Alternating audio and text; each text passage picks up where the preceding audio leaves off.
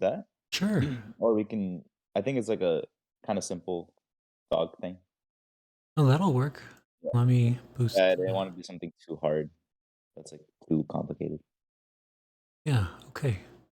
I'm just verifying. All right, Robot. it'll be good. Oh, it's famous. Let me see. Oh, it's cute. Nice. Yeah, it's like a Wow. dog amphibian. Okay. Well, if you want, you can follow along. The way I've set it up is there's when I do Mm-hmm. things, it'll show you the keystrokes. Okay. Um, So I can watch this video later, right? I think I'll yeah, probably watch it, because it's kind of hard to like look at and do while something you're doing at the something same. at the same time. Yeah, Yeah, okay. That sounds good. like I don't learn as well. Yeah. Yeah. Is that enough, or do Yes, you want? this is I fine. didn't have time to do like orthographics. No, this is great. Okay. I will put it in. Uh, okay. This is Blender. It's Blender. very Thank you intimidating. for doing this, by the way. Of course, it's always fun. Yeah. Um, I don't know. You're probably have you used it before? I've logged in and I kind of know the basics of how to move around, and I've used the sculpting tool, Yeah, but I haven't actually learned to model. Like yeah, sculpting and Blender is like different. It's yeah, not quite the same. yeah. Yeah, sculpting seems to be for like details. Like I don't actually know how to build like a thing. So there's a workflow where you model like what's called a base mesh, and then Hmm. you sculpt on top of that, and then you actually retopologize it to make the phase count low again. So you Okay, like sculpting is like the middle step a lot of the time. got it. But yeah, you can orbit and pan and zoom. And I think there's even a way to actually like rotate the camera upside down, but that's not usually super relevant. But basically, when you're modeling from reference, Hmm. so Blender does have this orthographic camera mode, and then there's perspective. So when you're modeling from reference, Okay. you're usually doing it orthographically. But let's go to Right. front. And then I tend to do things in Blender. You can use the buttons to do stuff, but I honestly it's a lot faster if you just do keyboard shortcuts. So in general, if you want to Okay. add something into the scene, you do Shift and then A, and this is a menu of all the things you can add. Mm. So in particular, like your picture, your reference picture, you would put. If you have a couple reference images, what's fun is you can put a single image in every view, but since we just have one reference image, we'll have it be persistent. Hmm. Yeah, so oh, maybe not. Never mind. Did I? Well, now I get to I get to learn. Let's see. So often, so there's all these hidden menus. So if you click this right here, it shows you a whole other set of options, which you don't need. So for right now, also over here, this little orange box, that's all the properties for the selected object. So like viewport display, uh, maybe visibility, show in, maybe not. Yeah, so you can make it. There's ways to make pictures dominate. So like if you click in front, it overrides everything else. But this is Mm. not super relevant. But for now though, this is good. So we're in a front view, and actually, because this is a side view kind of, what we can do is just put this off on the right, and using if your keyboard has a numpad, you can. Hmm. Oh, does that not? It's interesting. Okay, in an older version of Blender, the numpad was like the shortcut for. Oh no, sorry, that is not what I thought it was. In an older version of Blender, the numpad lets you orbit really quickly, but I guess they've changed it. Nope, so maybe I just don't have numlock on, but that's okay. So for now, we'll just do it. You can also, the easiest way is like orbiting, clicking and dragging here, which did not used to exist, so that's nice. The thing to remember is you want, I'm gonna forget which one is front view. Okay, so the light is in the back. This is a light, and this is a camera. So if the light is in the back, then I want, yeah, okay, I think that's the right side. Yeah, okay, so then we're actually just gonna take your image from before and duplicate it. This is Shift D, we're gonna move it over, and then we can rotate it like, there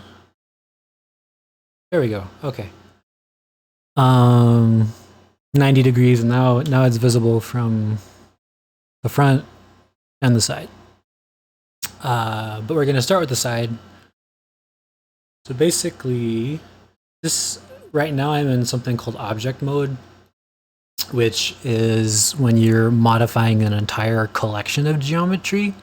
But if I want, if I hit tab, now all of a sudden I'm in what's called edit mode, and I can move individual points around.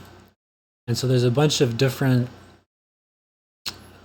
just shift click. There used to be, like the keyboard shortcuts have all changed, but for now, you can switch between selecting edges, sorry, points, edges, or entire faces.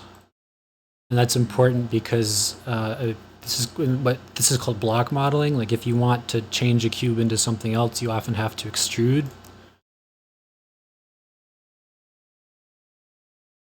And you know, that's how you start to make shapes.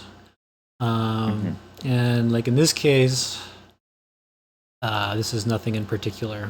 But if you wanted to make this thing that's all blocky look organic, what people often do is they'll have their blocky base mesh. Then over here, this little wrench for applying modifiers. There's a whole lot of them, and it's kind of overwhelming. But if you go all the way down to subdivision surface, it rounds out the model. But it's better to do that later, right? Not necessarily, actually, because it's not permanent. So to make it permanent, you go to apply. You can't actually apply it. You have to be in object mode to apply it. But what's cool about that is you get to see the sort of the soft organic version of your mesh, but while you're editing the blocky version. So oh, I see. you can, these are called edge loops, and they let you refine geometry. And basically, you see how they kind of crease things out, and then can keep extruding. And this will look really dumb, but the reason you make geometry a little bit denser is because when you rig it up with bones, the pivot points, geometry deforms better when it has more points available. Okay. But if you're in face select mode, what's cool is you can actually, oh, that is not what I meant to do. Am I in the wrong? I am in the wrong. There we go. I have a non-English language keyboard, so sometimes. Okay, yeah, so here's a nice shortcut. Is the reason that's happening is if you click, if you have a face selected and you do the right click. Nope.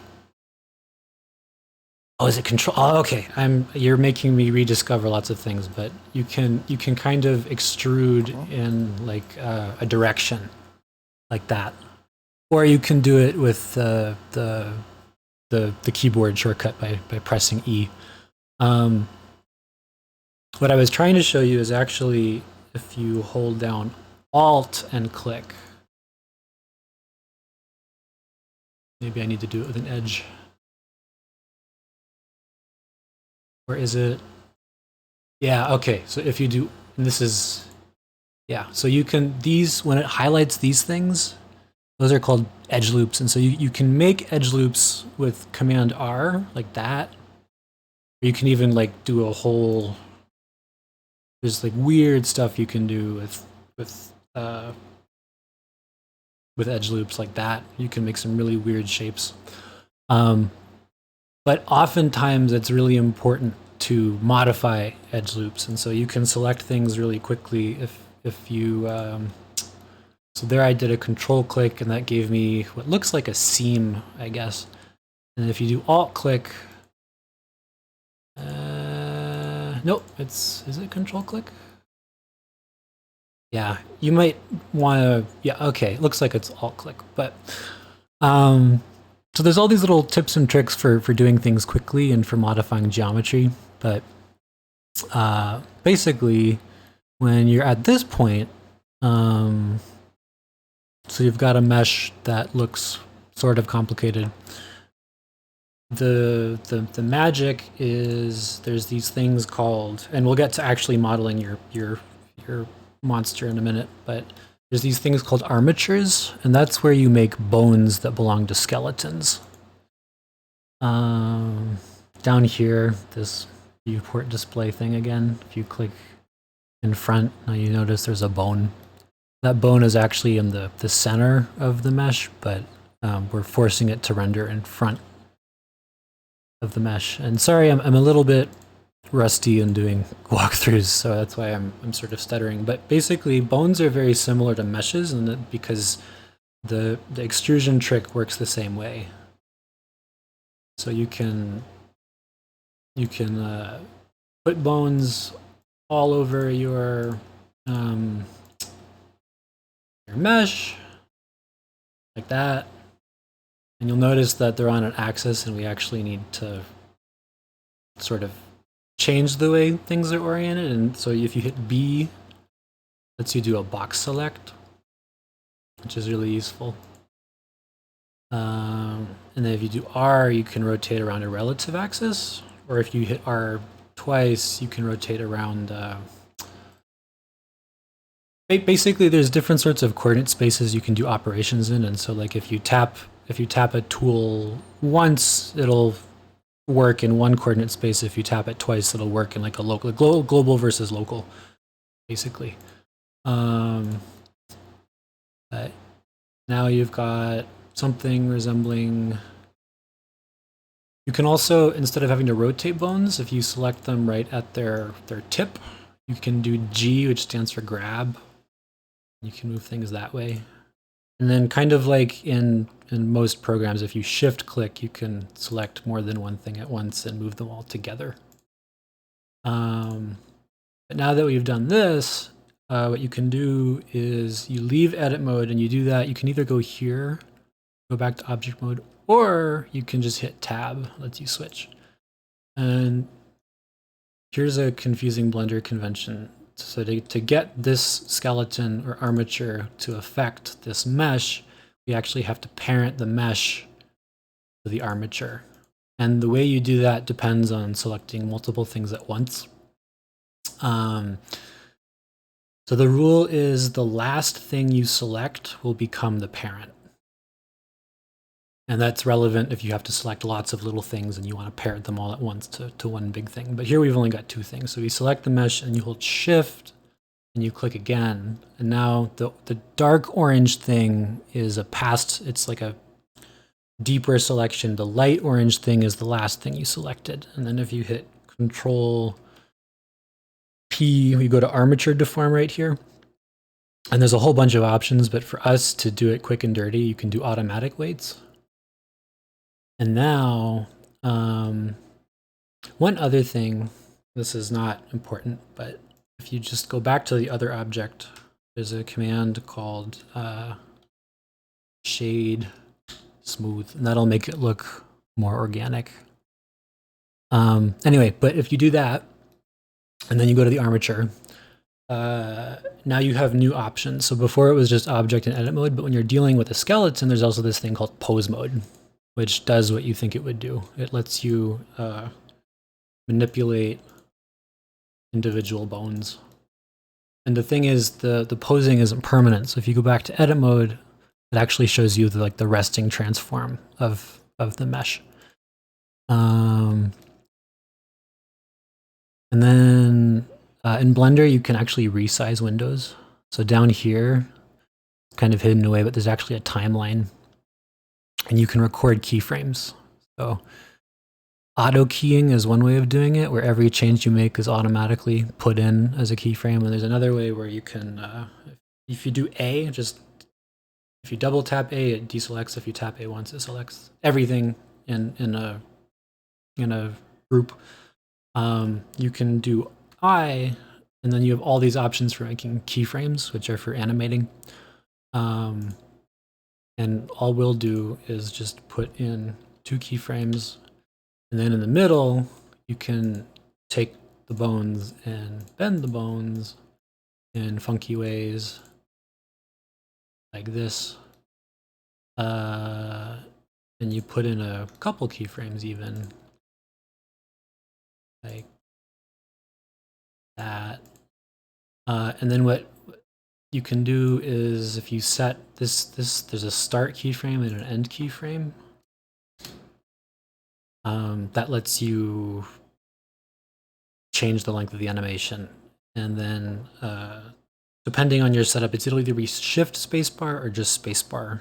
You can see now we have an animation which loops sort of seamlessly. And if you play with the looping point, you can sort of change the dynamics of the motion. One last thing is you can see this in different ways. So you can see it in wireframe mode, like this. You can see it, this is sort of like modeling mode where it's just a flat color, but there's also this sort of rendered mode. This is what it would look like with all its materials applied. And then here's what it would look like if you have the lighting in the scene with the shadows and everything. And then if you want to look at it through, I know, yeah, Blender is, it's super confusing, but it's really cool. And if you go back to object mode, there's the camera. If you hit 0, you're in the camera. And let's try, oh, I'm gonna stop this for a moment. See, I just auto-keyed a bunch of things by accident. You can actually delete, see if the way they're all highlighted, if you do A again, just to delete and they're gone. But what we might want to do is find a starting transform for the camera and look at the object while simultaneously pulling it away. And then you can reset it to where it was, duplicating keyframes. And then if you do that, you've got camera animation, and it's kind of nauseating. But what's cool is you can animate all sorts of things. Like everything in this scene can be animated. And so like here's a top view. So you could take this light, give it a starting keyframe, put that keyframe at the end, and basically make it rotate behind the object. And then if you go into camera mode, it's a little trippy, but you can see the light is orbiting, and it gets messy very fast. But that's basically rigging and animating and a little bit of modeling. I haven't talked about texturing. So that's like how you set up a shape and animate the shape. But there's one other, there's something called inverse kinematics, which is maybe beyond the scope of this, but if you go back to, oh, so the numpad is currently, that's interesting. There, okay. I just, so what I was doing is it's the, you can, with certain numpad keys, you can orbit, and then the ones that are off center let you change the precise look. But basically, there's something called inverse kinematics, where instead of having to individually animate every single one of these bones in the chain, you can actually, it does only take 5 seconds. So you can have one bone, like a non, oops. What did I do? Yeah, okay. So I just made a new bone, which is not parented to anything. And this is called like a constraint bone. But basically, if you go to, need to be in pose mode for this for whatever reason. And let's turn auto keying off. But there's these things called bone constraints, which make rigging really powerful. And IK is, okay, I did this wrong, yeah. So this is gonna be our target bone. So we need to give it a name. I'm just gonna call it tail target. The tip of the tail, what we can do is we can add a constraint that says follow the target.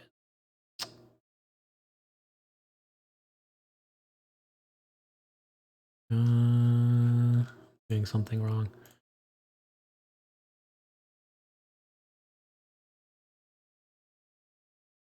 Oh, I just renamed the armature, but not the bone. That's important. So this is like, this right here would be skeleton.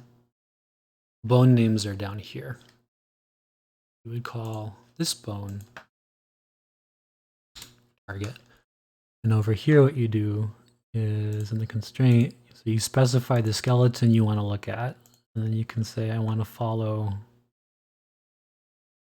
target. And then let's count the number of 1, 2, 3, 4, 5, 6, 7, 8, 9, 10. Let's say there's 10. So this right here, chain length, if it's 0, then all the bones in the chain are affected. But we're just going to set this to 10. And now it's cool is if you drag around this bone, it automatically calculates where it needs to bend, which is pretty wild. So that's how you can like animate tentacles and footsteps and all these crazy things really quickly. But that's called inverse kinematics. That's all the rigging stuff. But then the other thing would be go back to object mode. That's sort of like modeling, rigging, animation workflow. But we haven't talked at all about if I wanted to texture and make this thing pink like your picture. Here's a really weird trick. So if you go up to the corner of any given window and you drag, it makes a duplicate window, which is super trippy. I don't know why they do it that way, but it gradually makes sense. And then you have to change the editor type to something called UV editor. So right now, all of the geometry data is in 3 dimensions, but to texture it, you have to flatten it to 2 dimensions. So that you do something called unwrapping a model, is where in edit mode, right now with all the geometry selected, you can hit U for unwrap, and we will just do, there's a couple of options and they do different things. So like smart UV project does its best guess at unwrapping intelligently. That's actually a decent, that's fine. There's other things called like cube projection, which will look strange. And for us, for now, I've actually never used, so there's all these interesting ways of like trying to take apart a mesh and smush it down into 2 dimensions, but we'll just use the UV project. And what's cool here is if I select individual faces, it shows the corresponding face inside of this. And it's important because what you can now do is this little sphere down here, this tells you about the materials for the monster thing we've made. And right now it's all just white. But we can actually assign it a texture. And we will open, let's see, do a new texture, and we'll actually make it white, not black, with no transparency. And now we're ready to do something called texture painting, which is where you can pick colors and they get painted onto the object. And it shows up, so you can see how Blender is smart enough to take the 3D things you're doing and put them onto the 2D mesh. But what's cool is if you want, you can, let's make a new brush. So now you've got two brushes. There's this thing called, it's like a stencil brush. So you can take the, this is very, I was just learning about this today. So you have to go here, texture data, and we want to use it as a brush, but we want to use the axolotl as the reference. And then if you set it to stencil, see over there, now it shows up. This is where things get a little weird, but let's do multiply. Okay, so what you can do is you can take, so you have to hold control, yeah, right mouse lets you drag the thing, and then right and shift lets you scale it, and then right and control lets you turn it. But we can literally set it up so that, and then F lets you change the size of the brush. But if you start painting,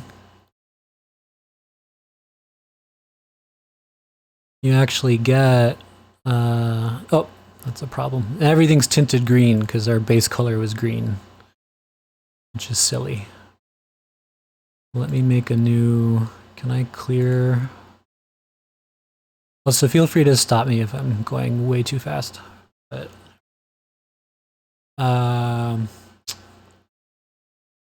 what I meant to do was something like this,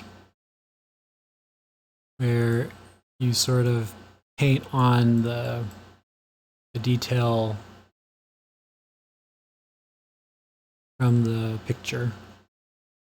And then when you're done, when you go back to object mode, now you've got this, it looks terrible, obviously, but you've got sort of like you've taken the stuff from your concept art and translated it directly onto your mesh. And the crazy thing is it still animates. So now you've got, in some way, shape, or form, your concept art is moving.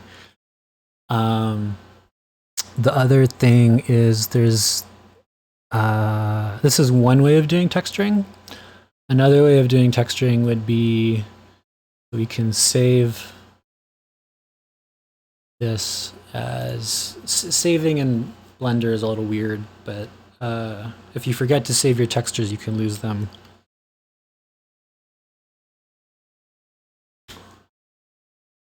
But if we make a new image, let's see.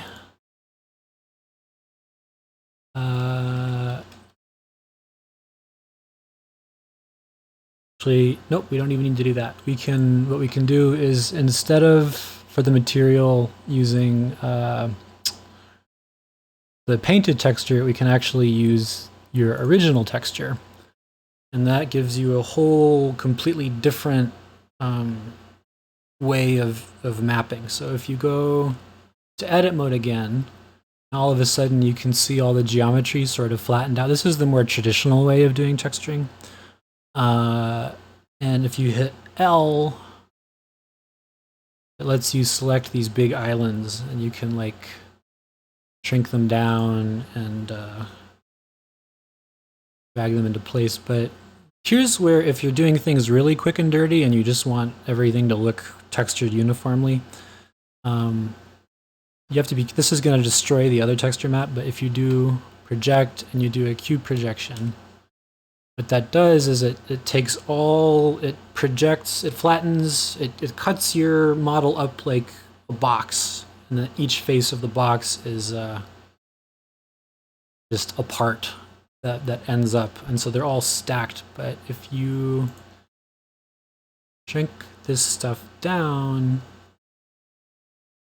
you can also skew the dimensions. I'm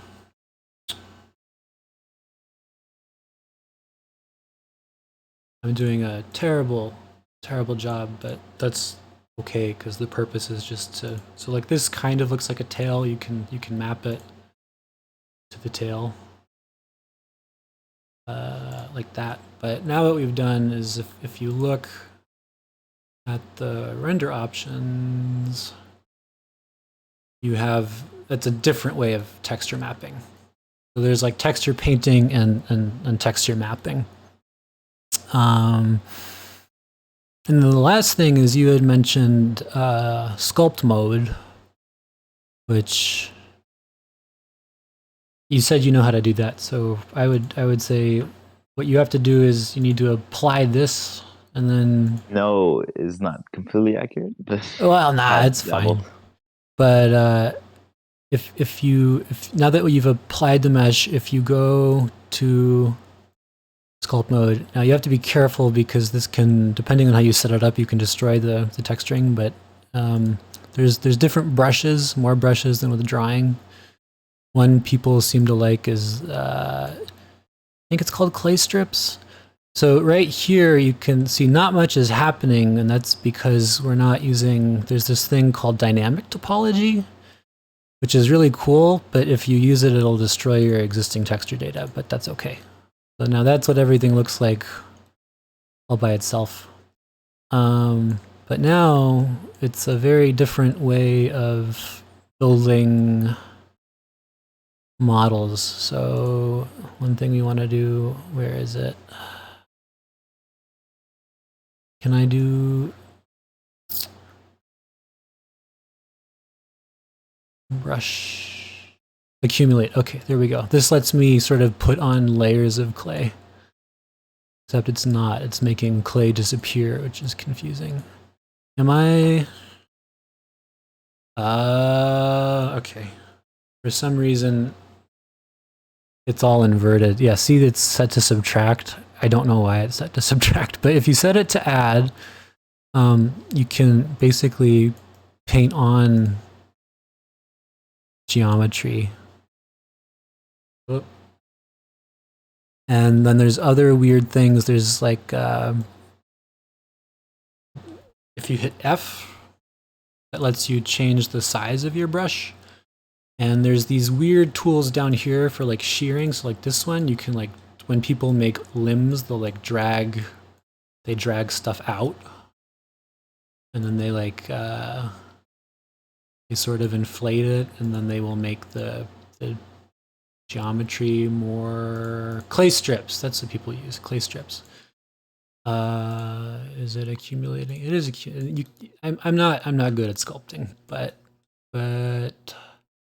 one thing that's important is once you've got a mesh that you like, if you want to put in details, you can actually invert the brush. So if you hold Control, lets you draw, and you can see where kind of you can change the size of the detail. So you can make it smaller, maybe leave, and that'll change the resolution of the triangles you're drawing. So you can sort of carve into things.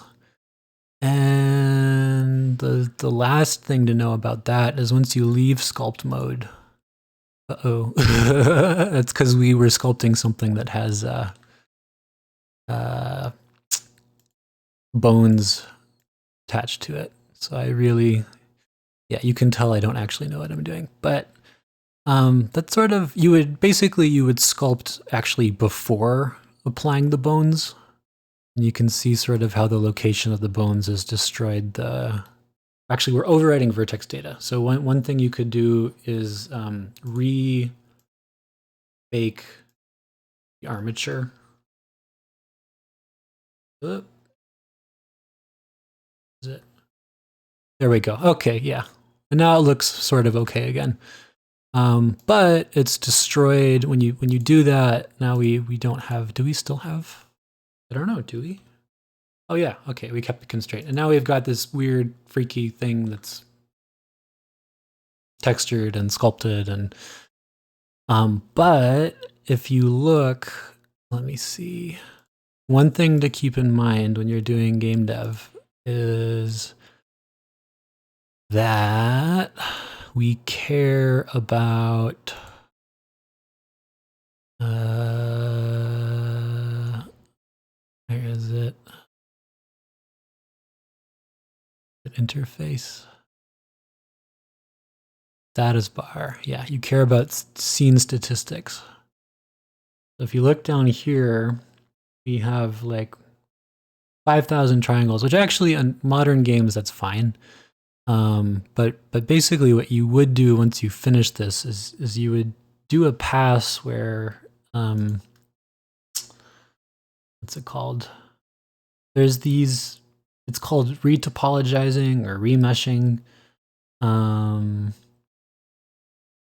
And yeah, so like here, and it sort of tries to reconstruct the at varying resolutions. It tries to rebuild your mesh, but with simpler geometry. And now we've got, I think this is also going to break the skeleton, but maybe not. It's sort of, oh wow, yeah, that's wild. Okay. So it's applying the, we didn't apply it, and so now it's actually applying. I'm not talking very coherently, but basically if we had applied the remesh, it also the order matters. So if you put the remesh before the armature, that's going to change the way things look. Apply that, and then go back to the very beginning. Oh, and because I did it in the middle of the timeline, now it's like, now it's sort of permanently fucked. But I'm just destroying it as we go. But again, there's all this. Oh, that's interesting. Okay, and now you'll look, we've got it down to just like 2,000 triangles instead of 5,000 triangles. And it looks worse, but it's still identifiable, which is surprising. So, and what about the, yeah, okay, there's all kinds of weird stuff going. This is not the ideal way you would conduct the workflow, but in a nutshell, that's kind of how you very quickly and dirtily do things. And so if we wanted to actually try, no, we've got like 20 minutes left. So if we wanted to actually try giving this a go, if you want to hide something, so let's say you want to hide both this armature and the mesh it represents, you just hit H. And then if you want to unhide it, you do Alt H, like that. What we can actually do is we'll keep the little guy over here as reference for any angle. Can I get rid of, so if you want to get rid of these things, you just have to drag them in. So let's go back to, just front mode's fine. So you do Shift A. I will add, yeah, cube is good.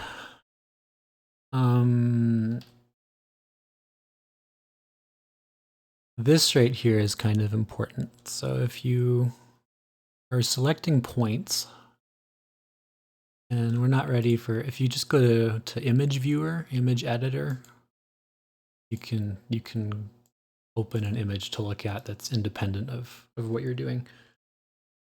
So if I select a point, currently this X-ray thing is not selected. So if I drag over here, I can't get both, but there are times where you want to drag over a vertex and get the whole edge. So like if you have it on and I select, then I get both. So the difference, so sometimes people are editing and then they realize they haven't edited the whole cube. They've just edited one face of it. But for our purposes at the moment, this is like a segmented, how many segments? Do it. Again, I'm not very, I'm more of a technical artist than an artist, but if you do something like this, then I guess you need a tail. Control, I was trying that trick from before. Can I do, yeah. Scale these things down.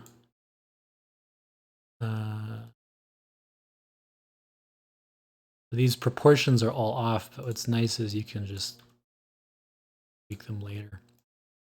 Now the other important thing to know is you've got this thing that looks sort of like a dinosaur. When you start putting the legs, you don't want to do them all individually. What you should actually do is do a big loop cut right down the middle, and then take everything to the side of that loop cut and just delete it. Now you've got this hollow looking thing, and we can actually be in this mode. What you do is there's a special modifier called the mirror modifier. Now all of a sudden you have your whole, all that geometry you deleted is back because now we have bilateral symmetry. And why is it offset?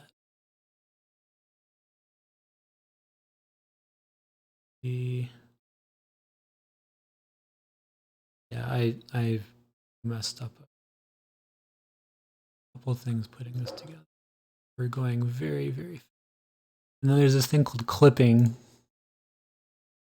which lets you sort of, you have to play with these merge and clip values, and that makes the whole thing solid. But basically, now that you've done that, let's go back to face mode. Let's say we want to make some legs. Instead of extruding, you can inset a face with I, and then you can sort of move it down a little bit, and then you can start extruding. And you have a terrible excuse for legs. And then in the back, you can do the same thing. You can hit I again and constrain to the. You could even, if you really wanted, you don't need just bilateral symmetry. You can make it symmetric in every single major quadrant. That's a little bit overkill. But then if you go sort of like to edge mode, let's look at your guy. So he's got, if we select the whole edge loop, he's got these hind legs. Nope. Sure. Sort of like this. And then they sort of converge down. That, and then I'm guessing that if you go to the front, that they're probably not, they're probably a little bit spread out, kind of like that. And you do the same deal with the back legs, which it looks like are maybe kind of, well, here's where you actually might want to turn X-ray off. Well, actually keep it on, but stick to loop cuts. You can sort of grab the back flank and rotate it a little bit, and then maybe if you really wanted this bit, you can pull out and back to edges. This one maybe. Go. And I guess it's sort of like, I guess dogs have these weird double joints almost, or reverse joints.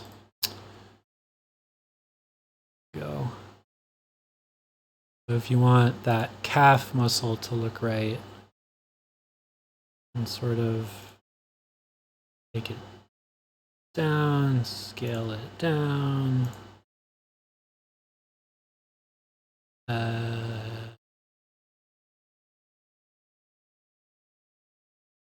Maybe very quickly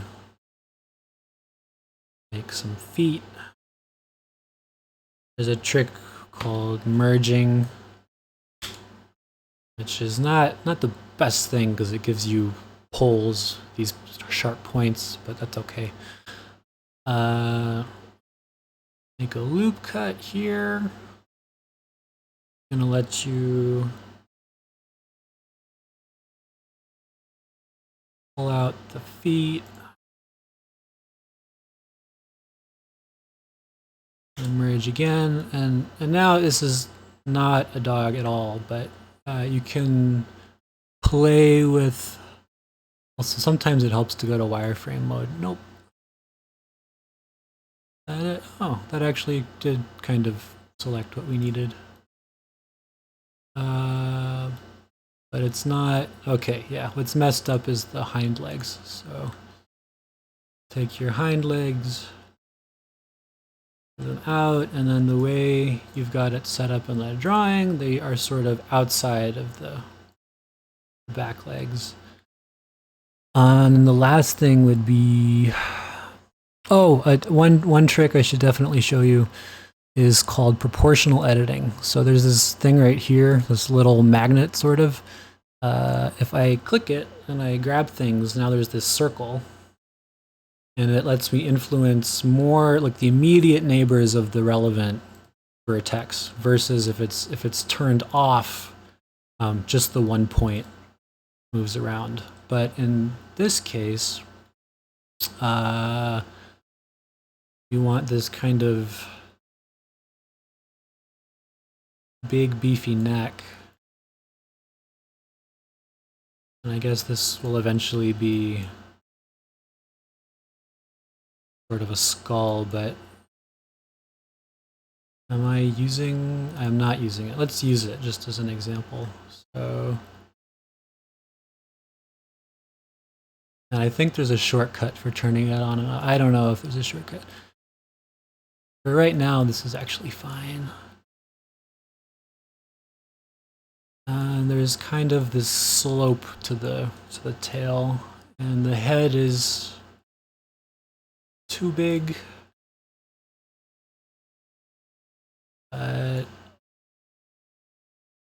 Closer, and then the last thing, it looks like there's some. Yeah, there's more of a gap between the limbs and the sort of chest than I've put in. So you can, this is going to be a little jank, but if you just drag that all out, and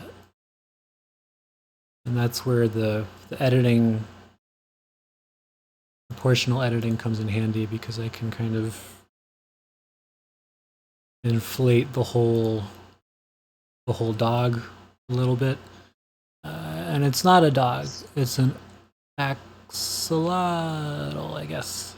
But now That's you've pretty fast though. Yeah, and then and You now got like a dog-ish. dog-ish, yeah.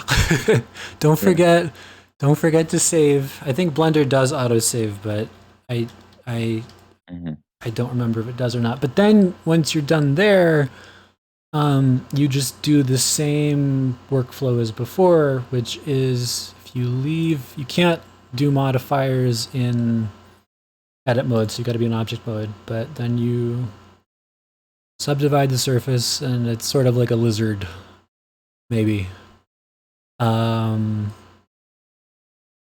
Yeah, and then you're ready to start. Like, maybe you're not at the point where you're willing to spend time texturing, but you can make a material and call it skin.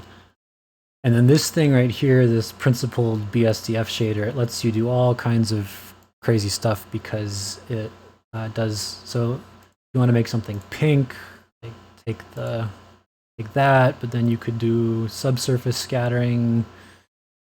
Let's see. And let's scatter that color and then turn it up. Now it looks a little bit like skin. One thing we forgot to do is make it shade smooth. And it's like this weird fleshy thing. You can make it shiny, you can make it matte. Roughness is kind of important. Yeah, see, if you turn roughness all the way down and turn the specular all the way up, it's like it's plastic. And if you really wanted, you can make it see-through. And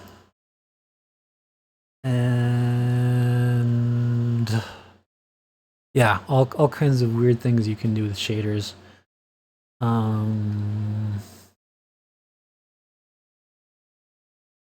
But for something organic, you can turn the specular down and the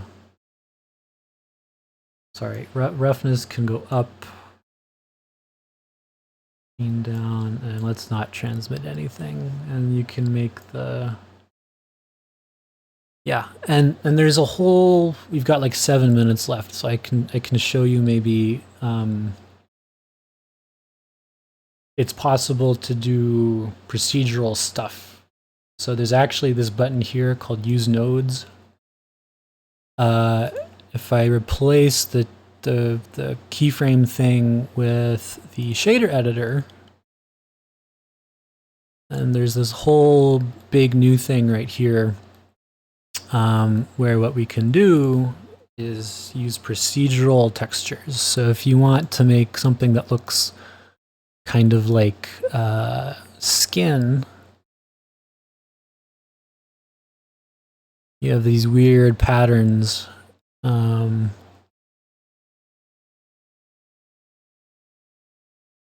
Yeah, keep the randomness high, and this doesn't need any texture data. It's just what about 2D? How about that? That's fine. Okay. So you can do it's a little bit better.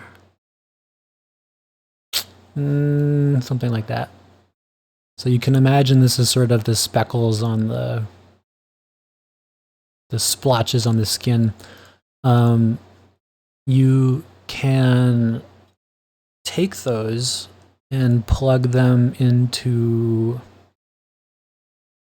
there's like not inputs, shader, texture, color. Oh, I need to do math. So yeah, I'm going to take the input color, make it black and white.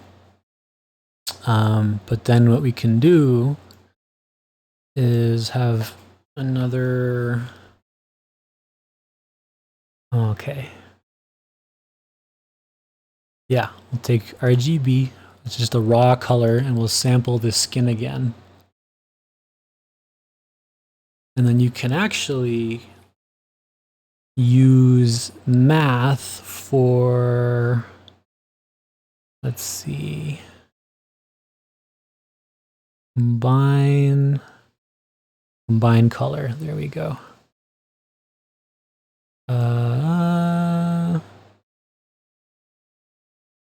Not quite. That's not what I'm looking for, actually. But it's an interesting effect.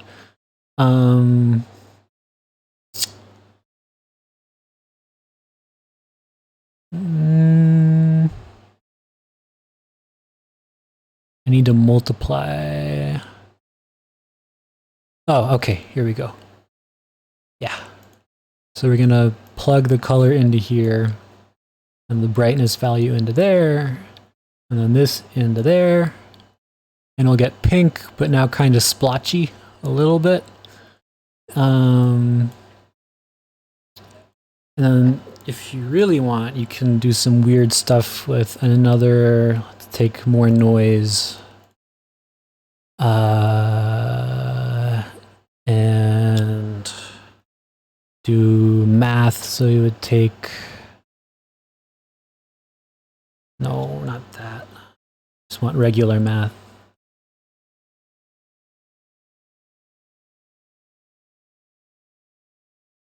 You can take the two values and multiply them.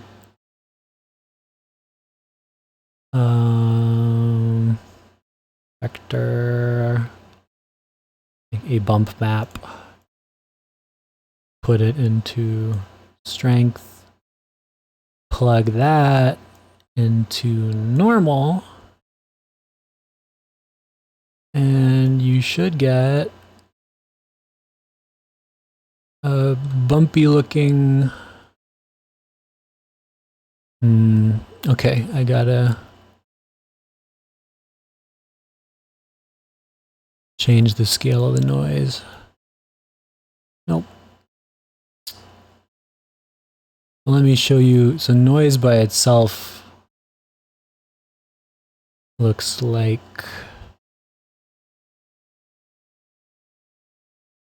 that's kind of what noise is a little bit.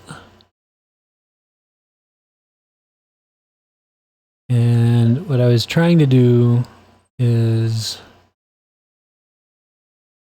use it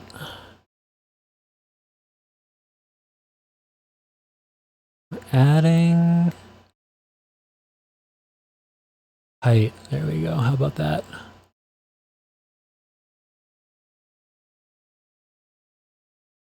There we go. Okay.